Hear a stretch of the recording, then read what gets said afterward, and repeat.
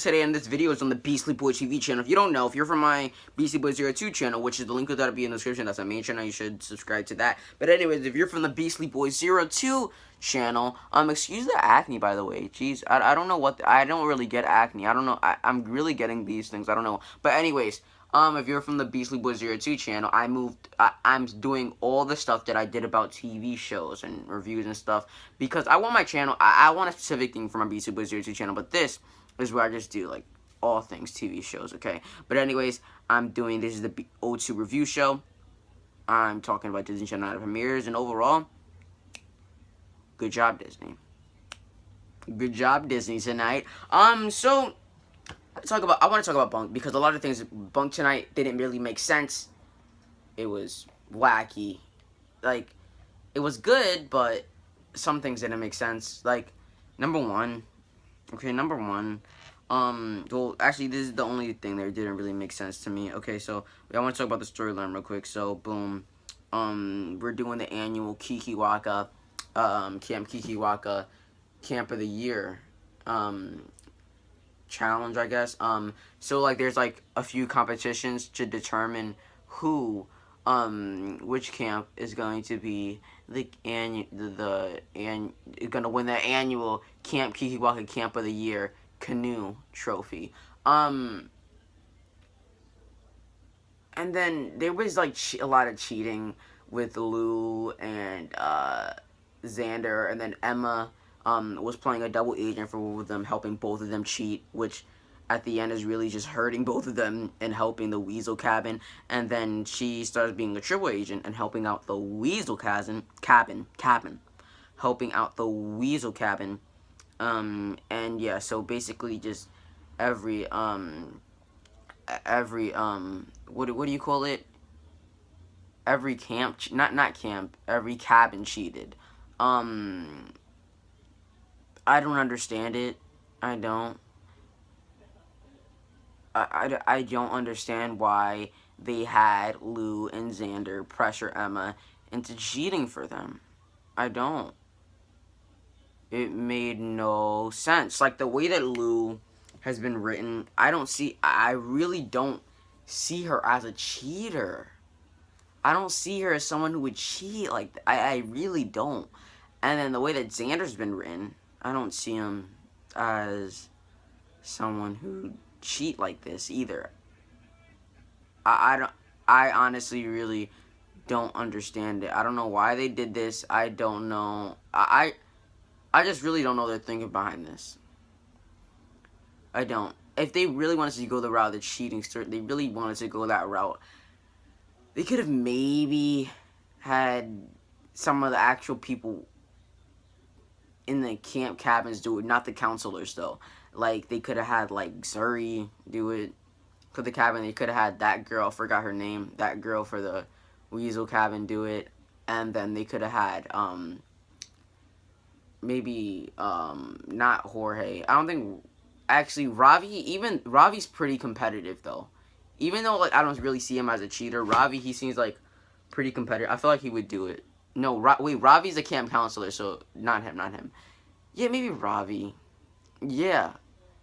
It shouldn't have been Lou and Xander. It shouldn't have been, honestly. Like, the way that their characters have been written, I can't see. I really can't see it.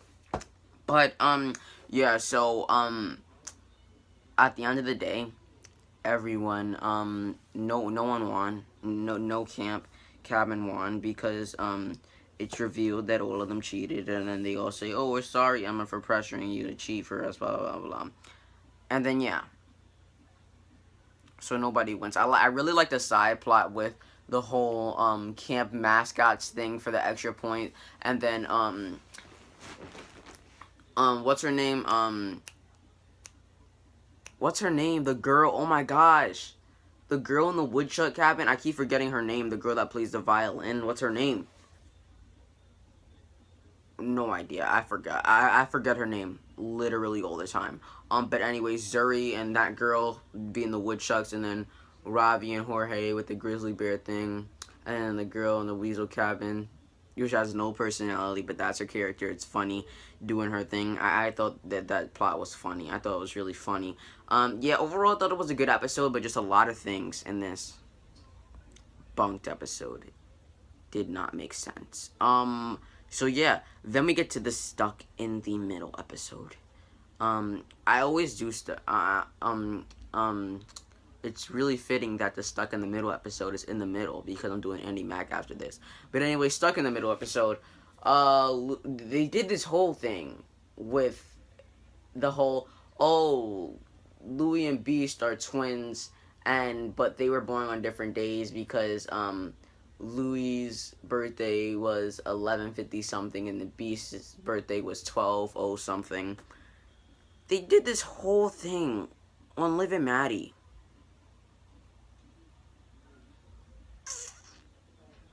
They did this whole thing on Liv and Maddie.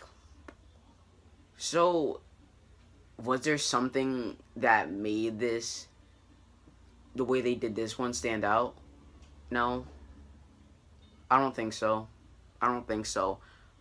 But can you really say that it's a bad episode because of that? No. It's a show on Disney Channel with twins. That they both involve twins. There's only so many ways that you can take a birthday situation with the episodes, and that's the way they took it. So you can't really blame them for that. But anyways, the episode, it was good. It was a good episode. So we had Louie. It was kind of confusing though. Like Louie, he wanted his own birthday party. They find out that they're both born on separate days when Harley's doing her whole created her own virtual. Like, how does this girl create all this stuff? Like doing her own virtual reality thing in the attic, and then Louie and Beast find her up there. Then they find this box with their birth certificates, and they find out that they are born on different days. I honestly think that it's dumb that they want two birthdays because they were born on different days, but the twins have the same birthday. I mean, they were born within like 8 minutes of each other. I think, like, same thing. Like, they're making a big deal out of this. They really are. And they want different birthdays, and then Louie, he's saying, okay, Beast needs all of this and all of that and all of this and all of this, and Beast is like, you know what, Louie, you can handle all of this. You can handle all of this. And yeah, so but he's giving Harley too much of a task. Okay, Louie is giving Harley too much of a task to take care of his birthday party. Like he's giving her like crazy stuff that he wants for Beast, for his half birthday party. And yeah, so Harley, she talks to Beast, and he's like, you need to do your own thing, like do what you want and stuff like that. So boom, Beast, he just ditches Louie, plans his own birthday party, and yeah. Oh, the thing that I liked about this episode was how Louie and Beast, they were saying that Ethan and Harley, they were exaggerating the way that Ethan said things, and then they had the whole, like, he looked like a gargoyle. Like, the way they did the whole Ethan thing, like, it was just so funny. The way they exaggerated the way Ethan said things, or how he said, it was just so funny. It was really funny to me. Also, they had all, Dumpster Jack in this episode. I think that's his name, Dumpster Jack, right? Because at the end of the day, Louie, he's mad. He's really upset that Beast went on his own and do the party without him. And then, everything's good at the end, and they forgive each other. They're like, you know what? Even though we're born on different days, we're both better together, bro. And classic Disney. Yeah, it was a good episode, but there was nothing really that fantastic about it. I mean, I really like the side plot with Rachel and Georgie. Rachel taking her SAT, but she gets too distracted by the boys in the class. So Georgie helps her dress down, and then when Georgie's taking it, she gets distracted by boys. and well, a boy, I should say, because he throws her a note right before she takes the test, and I think she totally bombed the test. By the way, we haven't really gotten the riddles, but I think she totally bombed it. But anyways, she gets a note from a boy, and it's anonymous because the note just gets thrown to her, and she's trying to figure out who it was during like the entire class. But then Rachel, she helps her out, and she invites the boy to Beast's birthday party. And yeah, so I don't know where that's gonna go. I really don't know where that's gonna go. I honestly think that they might pull some like Hannah Montana movie stuff and just have him in this episode, and then they never speak of him. Never speak of this dude ever again. Just like the Hannah Montana movie, like that dude that she liked or whatever in the Hannah Montana movie, they never spoke about him on the Hannah, like in the next episode of the Hannah Montana show after the movie in the movie theaters, they never spoke of him. I mean, yeah, they might. I totally think that they're gonna do that. I totally think they're gonna do that. But yeah, Louis, he gets dumpster jack. He got dumpster jack for Beast, and everybody's excited, and it ends up being a good party. You know, Harley, she gets to go to the attic. And yeah, she gets her own space in the attic for stuff. And yeah, it ends up being they all make up. And we get to the Andi Mack. Okay, let's talk about Andi Mack now. Let's talk about Andi Mack. Honestly, wait, I want to talk about something real quick. The Stuck in the Middle, it was okay. It was average. I thought the Stuck in the Middle would be better than the Bunk'd. The Bunk'd was better than Stuck in the Middle. Stuck in the Middle was the worst episode of the night. Not bad, just wasn't the best. Alright, let's get to the Andi Mack episode now. Andi Mack, it was a good episode. I thought that it was good. Actually, it was great. It was a great episode. So, I don't even know where to start. There's, like, so much stuff when... I expected this to be way more focused on Andi than it was. But they actually focused on Buffy a good bit. And I actually enjoyed it. So, Buffy, she joins the track team in this episode. And, like... what's his name? Cyrus? Cyrus is like a vendor. What is he? What is he? He's like a vendor for most of the episode for the Frisbee team. I don't know what he's doing, man. But he has all this stuff on it, and he has lotion, sunscreen. He has drinks, bro. I want to be on the Frisbee team now. You know, Cyrus, he's got good stuff. Like he might even have like those good snacks. Like he might have like potato chips. You know, he might have that popcorn. You know, he might have it all. Like I really wanna. You know, I really want to be part of the Frisbee team now because Cyrus, he's got it all. But, anyways, Buffy, she's on the track team. I really like this. I enjoyed it because, we got to see, like, how, like, I don't know, athletic Buffy is. And, like, we're getting stuff with other characters, too. Like, I'm so glad that it's not just so focused on Andi. Like, yes, Andi is a good character. But, and the show's named after her. But there's other characters in the show too, and this show really, like, digs deep into the fact that there's other people in the show, and they have their own lives, and they can do their own things. Like, it's not just all about Andi all the time. And, yeah, I really enjoyed that. And, yeah, Buffy, she's on the track team now, and she's, like, really fast. She's, like, fast. Like, I would think that she's Barry Allen, the Flash, the fastest man alive. Or Wally West, you know. Maybe he's faster in the comic books, I don't know. But, yeah, I thought that, they did a really good job at showing, like, how athletic Buffy was and stuff when she did that thing when she, like, went back. I'm not gonna even try to do that. But, yeah, I think that they did a really good job. My hair is looking crazy right now. With showing how athletic Buffy is. And then Buffy, you know, she got a little bit selfish, a little bit cocky in the episode where they were doing a relay thing to qualify for nationals or something like that. I don't know what the track team was trying to do. And then she didn't pass the baton to somebody else, and you know, she got cocky, you know, because she's really fast. She's the fastest on the team. You know, she's broken records for the track team, and she didn't pass the baton to someone else, and she just did both rounds by herself, and she ended up making the team not qualify because everyone has to compete for the qualifying. So yeah, you know, she got a bit cocky, bit selfish, but you know what? It's all about teamwork, and teamwork makes the dream work. And Cyrus definitely gave her like a really good speech, a really good pep talk, and yeah, it was good. It was all good after that. And yeah, I think Buffy, she learned a valuable lesson. And that valuable lesson is make sure that when it's qualifying, you let everyone else compete. But when you get past the qualifying, it's all about you, Buffy. Just don't pass the but when it gets past qualifying, Buffy, don't pass the baton to anyone. Just do the entire thing by yourself when it gets past qualifying, because Buffy, she's fast. All right, she's fast.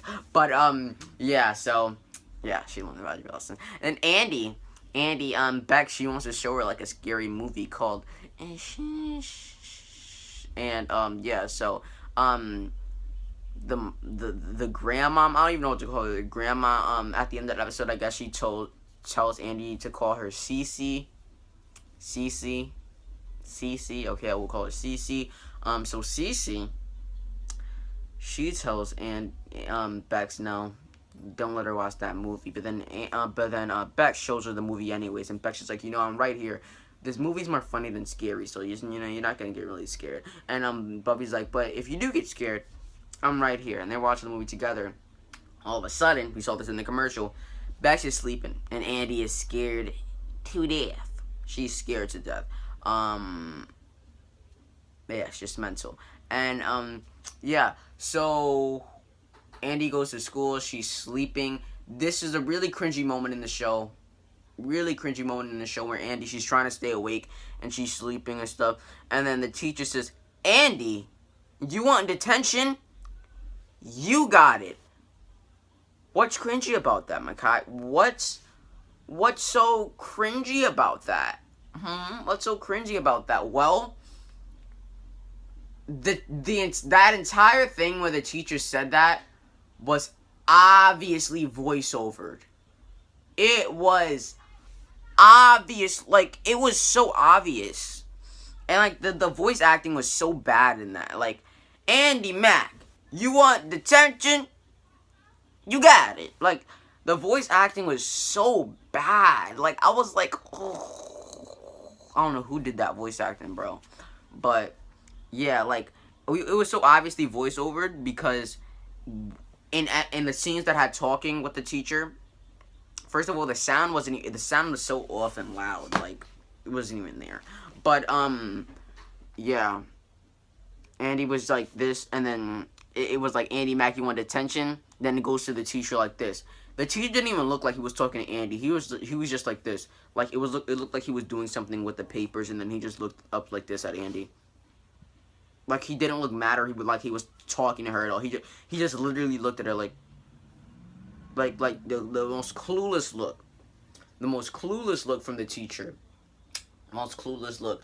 He's like, Andi, Mack, you want attention? Then they pan to the teacher. And then they go back to Andi. It cuts back to Andi. Then you hear, you got. It was so obviously voiced over. They had no idea what they were going to do with that scene. And they were I don't know why. Like, why couldn't they just have the teacher say, oh, God. The teacher should have just said it. Teacher should have just, it was just so, like, that was really the only moment in the episode. It kind of ruined the episode for me. Like, it wasn't even that big. Like, the moment was so small. But, Jesus, it was bad. And if I'm wrong and the teacher was really talking, but they did it that awkwardly, that was so bad. Like, why, Andi? Like, why, guys? Why? Like, so bad. But, yeah. So, Andi, she gets detention, and then the teacher, the librarian, I guess reminds her of something from the movie and stuff, and she gets, like, really scared, and then, Cece and, Bex get into a fight over who to take care of Andi, or who's the boss of Andi, and who's the better parent, or whatever, and, or who should Andi choose. And then Andi's like, I'm not choosing this. You guys put me in this situation. I'm the kid. You guys come to this decision yourself, and you can tell me whenever you're done deciding or whatever. So, yeah. At the end of the episode, I guess they make peace, and the situation is the situation, and I guess no one's Andi's definitive mother, even though Bex is her legal mother. I guess they're both her mother in a way, because Bex birthed her, and then Cece took care of her, and she calls her Cece. And then Cece, she shows she's got layers. She shows that she's got layers at the end of the episode. She's like, yeah, I was once young. I was once wild. I was once crazy, I wasn't always, like, the old conservative, like, lady, like, what's up? And, yeah, so it was a good episode. Great episode. So far, where would I rank this episode over the 3 episodes? I don't even want to rank it, to tell you the truth, because show's just starting, and it was good. But again, that one moment in the episode just really ruined the entire episode for me. It really ruined it. Like, that whole voiceover. Andi, Mack, you want detention? You got, like, oh God, it was so bad. It was like for like 5 seconds too, but it was just such a horrible moment. I was like, oh my God, no. It was just so bad. But yeah, guys, thumbs up this video, comment below, subscribe to this channel. I'm reviving this channel, so yeah, subscribe. I don't make a video every day on this channel, but whenever something with TV happens and I want to talk about it or review it, I'm making a video about it. And yeah, O2 review show with the Disney Channel night of premieres happens every single Friday or every single day that the Disney Channel episode comes on. And yeah, guys, till tomorrow, guys, don't do this every time I tell you. Not till tomorrow. I'm so used to saying this in my main channel. Till next time, you guys, don't do this every time I tell you. Video, thumbs this video, comment below, subscribe, share this with your friends. And yeah, guys, so follow me on social media. That will be in the description. My main channel in the description as well. And stay beastly, guys.